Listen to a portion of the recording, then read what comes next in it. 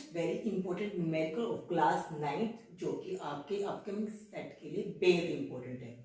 अपना numerical statement है 20 kilogram द्रव्यमान पर कार्य करने वाला कोई बल इसके वेग को 5 मीटर प्रति सेकंड से 2 मीटर प्रति सेकंड तक बदल देता है। बल द्वारा किए गए कार्य की गणना कीजिए। तो बेटा यहाँ पे सबसे पहले देखो 20 किलोग्राम, किलोग्राम यानी कि छोटा है, यानी द्रव्यमान दे रखा है, लिख दिया हमने। फिर देखो बेटा बल ने वेग में परिवर्तन किया। जो पहले वेग था वो कितना है, 5 मीटर प्रति सेकंड। प्रारंभिक वेग हम यू से डिनोट करते हैं, उसकी वैल्यू होगी 5 मीटर प्रति सेकंड, और वो बदल के कितना हो गया, 2 मीटर प्रति सेकंड, यानी कि वो अंतिम वेग हो गया। ठीक है, और अंतिम वेग को हम कैपिटल बी से डिनोट करते हैं, तो 2 मीटर प्रति सेकंड हो गया। अब हमें बताना क्या है, कार्य की गणना कीजिए। तो हमें निकालना क्या है, किया गया कार्य क्या होगा।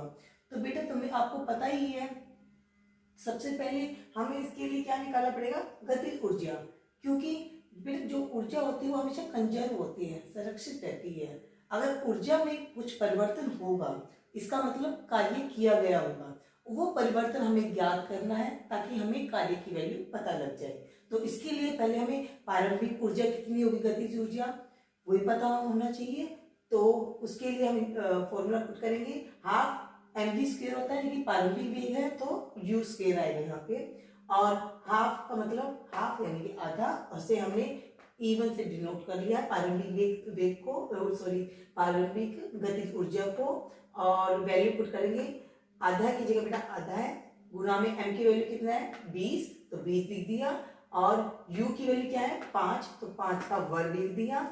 दो जैसे बेटा 20 है यहाँ पे, 2 ढाई 20 यानी 10 आएगा, 10 को और 5 का जो हम वर्ग करेंगे 25 होगा, और 25 को जब भी 10 से गुना करेंगे तो क्या आ जाएगा 250, क्योंकि ये ऊर्जा है और ऊर्जा का जो मात्रक होता है वो जूल होता है, तो हमने जूल लिख दिया है।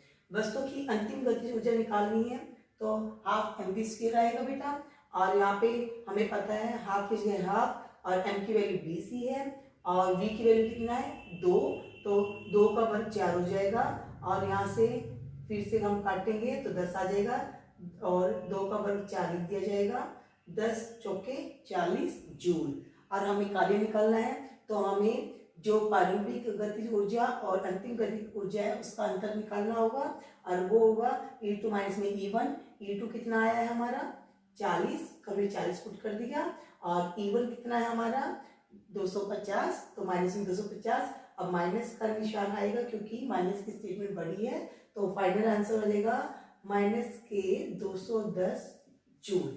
ठीक है, थैंक यू। अच्छे से समझो और दोबारा से प्रैक्टिस करो।